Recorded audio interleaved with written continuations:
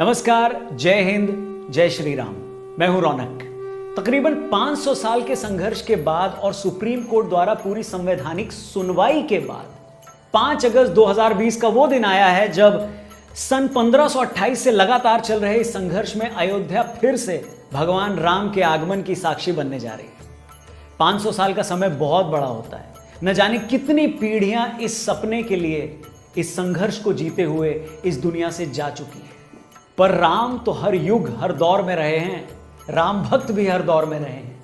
राम को बीजेपी का बताकर खुद को सेक्युलर बताने वाले क्या ये भूल गए हैं कि राम तो महर्षि वाल्मीकि के भी थे, राम तुलसीदास के भी थे, कबीर के राम थे, श्री गुरु नानक देव जी के राम थे, महर्षि अष्टावक्र के राम थे, महाकवि कालिदास के राम थे, मीरा के राम थे, महाकवि केशव दास के राम थे, महाप्राण निराला जी के राम थे, राष्ट्रकवि मैथिली शरण गुप्त के राम थे। यानी राम पूरी दुनिया है और ये दुनिया ही राम की है। दुनिया भर में लोग श्री राम को भगवान और अपना आराध्य मानते हैं। दुनिया के कई देशों में रामलीलाओं का मंचन होता है। हर देश में रामायण की प्रस्तुतियां और गाथा की एक अलग और अनूठी परंपराएं हैं।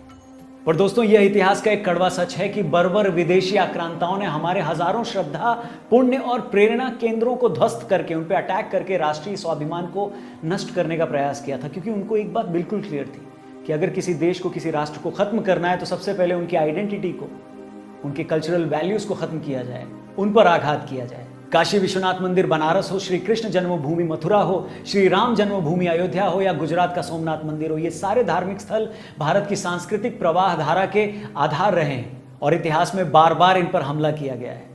क्या आप इमेजिन कर सकते हो कि यहूदी लोग हिटलर को हीरो माने या अमेरिका के लोग ओसामा बिन लादेन को हीरो माने? नहीं ना। तो भारत का समाज उज्बेकिस्तान से आए हमलावरों को अपना आदर्श क्यों मानेगा? उनकी बनाई या उनके नाम पर बनाई किसी चीज को क्यों पूजेगा, मानेगा?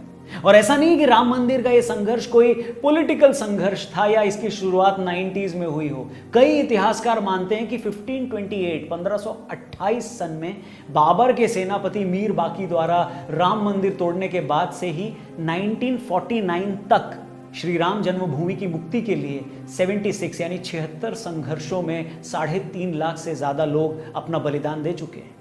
इसमें बाबर के काल में 4 बार, हुमायूं के काल में 10 बार, अकबर के काल में 20 बार, औरंगजेब के काल में 30 बार, अवध के नवाब सआदत अली के काल में 5 बार और नवाब नासिरुद्दीन हैदर के काल में 3 बार संघर्ष हुआ। और भारतवासियों ने इतनी कुर्बानियां क्यों दी?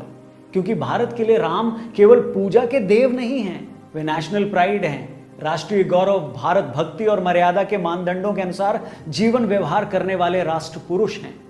दोस्तों, हिंदुओं के लिए अयोध्या का महत्व उतना ही है जितना मुसलमान भाइयों के लिए मक्का का है, ईसाई भाइयों के लिए वेटिकन का है या यहूदी भाइयों के लिए जेरूसलम का है। आज जब भूमि पूजन की तैयारी पूरी हो चुकी है तब भी कुछ लोग इस निर्माण को रोकने में लगे हैं। कौन है ये लोग? कहां से आते हैं? और ये वही लोग हैं जो पहले ये कहते थे कि राम थे ही नहीं, काल्पनिक थे। फिर ये कहने लगे कि मंदिर वहां था ही नहीं। फिर ये कहने लगे कि वो वहां पैदा नहीं हुए थे। और जब ये सब क्लियर हो गया तो जिद कि बनाने नहीं देंगे। और जब लोगों ने कहा कि मंदिर वहीं बनाएंगे तो ताना मारने लगे कि भाई मंदिर तो वहीं बनाएंगे पर तारीख नहीं बताएंगे। और अब जब तारीख भी तय हो चुकी है तो कहते हैं कि अभी देश के लिए ये प्रायोरिटी नहीं है।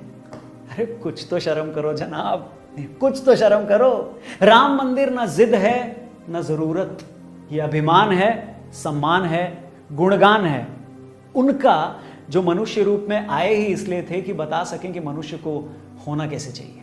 और एंड में मैं बस इतना कहना चाहूंगा कि तरस के साथ साथ मुझे शर्म भी आती है उन लोगों पर जो जय सिया राम और जय श्री राम सिर्फ इस वजह से नहीं कहते क्योंकि उनको लगता है कि एक पार्टी विशेष इस कैंपेन को चला रही है और जय श्री राम कहेंगे वो तो वो उनके विचारधारा से टैग कर दिए जाएंगे।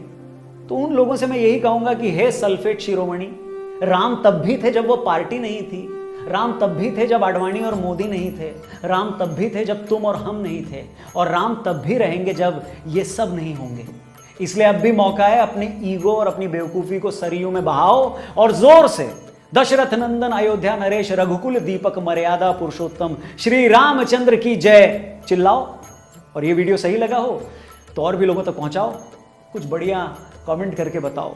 चैनल जरूर सब्सक्राइब करना, फेसबुक पेज पर देख रहे हो तो जरूर लाइक करना पेज को। अपना ख्याल रखना। जय श्री राम।